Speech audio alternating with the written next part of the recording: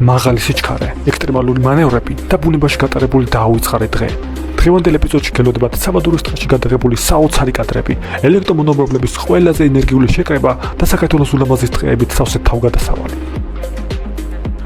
მოგესალმებით, მე ვარ მერკიუ და ეს არის რუბრიკა მონოპოლების მონოლოგი. მე უკეთესი ვერაფერი ვერ მოფიქრე. აუცილებლად დაიხურეთ ჩაფხუტები და შეუდგეთ ვიდეოს ყურებას. ეს დღე დაიწყო საკმაოდ სასიხარულო ამბით. თბილისში თენდება და ვნახულობ შეტყობინებას, სადაც წერია, რომ ჩემს სახელზე ჩამოსულია ახალი ამანათი, რომელშიც იმყოფება DJI-ის ახალი დრონი. გადავწყვიტე დრო არ დამეკარგა და სწრაფი unboxing-ის შემდეგ ეგრევე შევდექი ვიდეოს გადაღებას ლისის ტბის მდებარე არსებულ ულამაზეს მთებზე.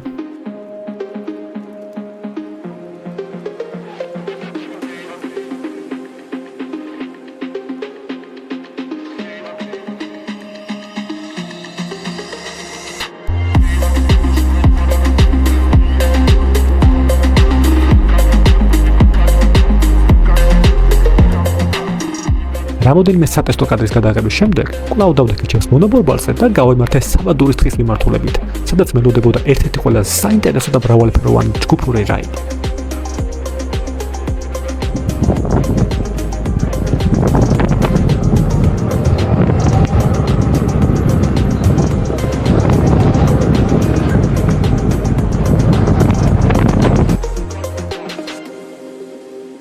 სტარტი ავიღე საბურთალოდან, გავიარეთ იღმის ტრასა და გდალინს საცობები, რის შემდეგაც საბადურის ტყის შესასვლელთან დაიწყო ამ ტყის ყველაზე საინტერესო მომენტი.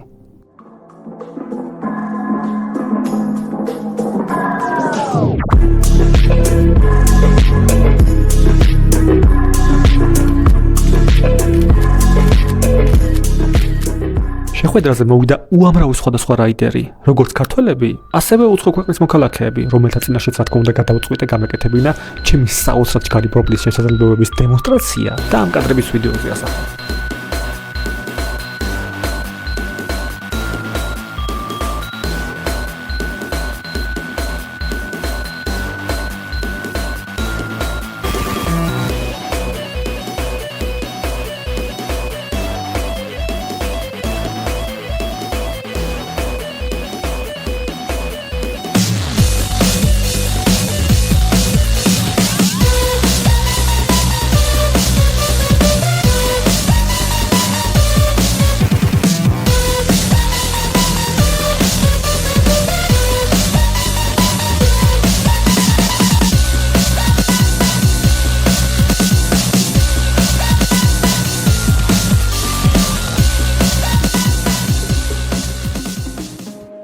მაღალი სიჩქარე, რა თქმა უნდა, დიდი ადრენალინის მომტანია, მაგრამ ჯგუფის წევრებთან დროის გატარებაც არანაკლებ სასიამოვნო პროცესია. ჩემ და სამწუხაროდ ამ შეხვედრაზე მე ერთადერთი ვიყავი, რომლის პრობლემასაც შეეძლო განავითარებინა 100 კმ/სთ სიჩქარე. თუმცა ეს იმას არ ნიშნავს, რომ დანარჩენი რაიდერებისთვის ეს შეხვედრა იყო მოსაწყენი.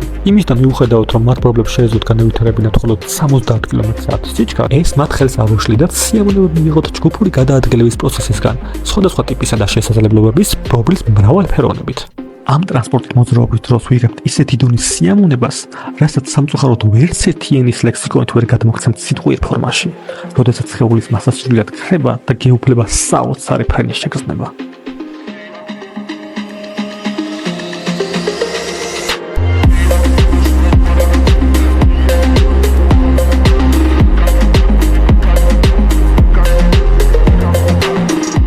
ჩემი მხრიდან მაღალი სიჩქარის სიყვარულის გამო რაიდერების ჯგუფს საკმაოდ დიდი მანძილით უსწრებდი წინ და როდესაც ასე მარტო მოძრაობა ბეჭდებოდა, მიწევდა ისევ უკან დაბრუნება და ამ ყველაფრის მრავალჯერ განმეორება.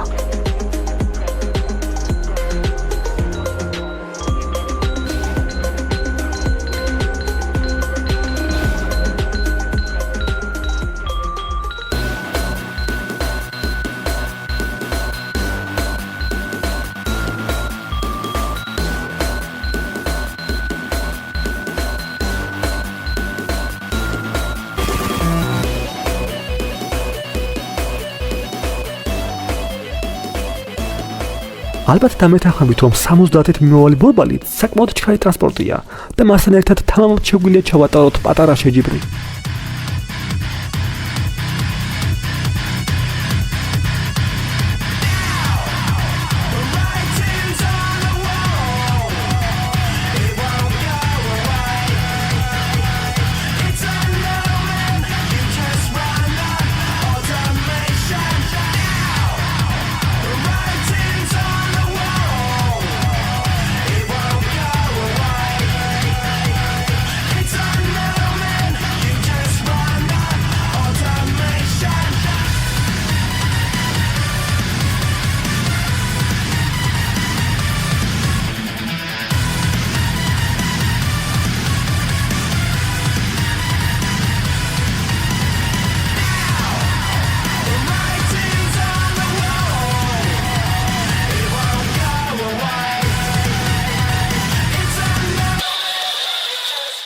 აქ ცოტა ხნით დავაპაუზოთ. რა თქმა უნდა, მაღალი სიჩქარე ძალიან მაგარია, მაგრამ კიდევ უფრო მაგარი იქნება თუ გამოვიწეთ ჩემს არხს. იქიდან გამომდინარე, რომ ეს არის დამწყებითი YouTube არხი და გამოწერების რაოდენობა ყავს ძალიან ცოტა. შესაბამისად, YouTube არ უშვებს ჩემ ვიდეოს რეკომენდაციებში. ამიტომ ჩემი დიდი თხოვნა იქნება, რომ გამოიწეროთ არხი. ისთვისაც ძალიან მადლობელი ვიქნები. ახლა კიდე გავაგზავნოთ ვიდეო. წინა ვიდეოს შესახებ ბევრს გაუწევ შეკითხვა თუ რა კამერით იყო გადაღებული ეს ვიდეოები და რატომ არ ჩანდა ეგრეთ წოდებული სელფი ჯოხი. ვიდეო გადაღებულია ორი ლინზის მქონე 360 გრადუსიანი კამერით. საქმე იმაში, რომ თვითონ კამერა ვერ ახერხებს მის ლინზებს შორის მყოფი ობიექტების დანახვას და იქნება იმის ილუზია, რომ იგი მიჭირავს უხილავი სამაგრით. მაგრამ როგორც ხედავთ, მესამე პირის მიერ გადაღებულ კადრებში საკმაოდ კარგად ჩანს როგორც კამერა, ისევე ის ეგრეთ წოდებული სელფი ჯოხი, რომელზეც იგი არის დამაგრებული. რა თქმა უნდა, საქართველოს ბუნებაში ჯგუფური გასაინება არ იქნებოდა სრულფასოვანი ერთი კარგი პიკნიკის მოწყობისა და ნამდვილი ქართული მწვადების შეწვის გარეშე. ამიტომ ვიყიდეთ სხვადასხვა საკვები და სასმელი ნივთიერებები და შეუდექით პიკნიკის მოსაწყობი ადგილის ძიებას, რაც არც თუ ისე მარტივი საქმე აღმოჩნდა. საბადურის დღის ულამაზესი ხედები და ვიწრო ბილიკები იდეალური ადგილია მსგავსი პიკნიკისთვის. თუმცა, თავარი გამოწვევა იყო ისეთი ადგილის პოვნა, სადაც საკმარისი სივრცე გვექნებოდა და ამავდროულად არანაირი გამრავლელი ტრანსპორტი არ შეგვაწუხებდა. რამდენი ადამიანიც არის, იმდენივე განსხვავებული აზრი არსებობს, ამიტომ ზოგჯერ რთულია ერთი კონკრეტული გადაწყვეტილების მიღება. საპიკნიკე ადგილის ძებნის დროს ბევრი ლამაზი კადრის გადაღება მოახერხეთ და შეიძლება თამამად ითქვამს, რომ ეს დრო ტყუილად არ დაგვიკარგავს.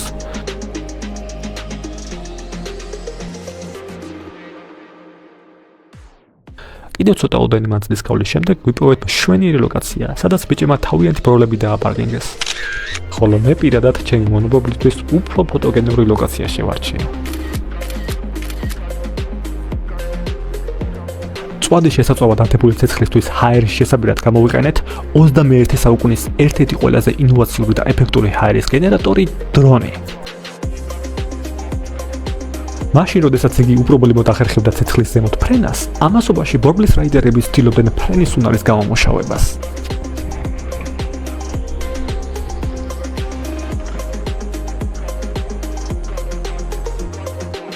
დავეშვათ ისევ დედამიწაზე, სადაც ბიჭებმა საოცრად ამადი სამღროელი მწვადები დაამზადეს, რაც სამწუხაროდ მე ვერ დავაგემოვნე, რადგან ვიცავდი მკაცრ დიეტას, ჩემი ელექტრომონობორბლისთვის. გაინტერესებთ რა კავშირშია დიეტა და მონობორბალი? იმისთვის, რომ თქვენმა ბორბალმა იაროს უფრო ჩქარა და ელემენტი დაწვეს უფრო ნელა, საჭიროა წამოთ უფრო ცოტა, რათა იწონიდით უფრო ნაკლებს, რის შედეგადაც ბორბალი თქვენი მასის დაძლევა შეძლოს უფრო მარტივად და წაგიყვანს უფრო შორს.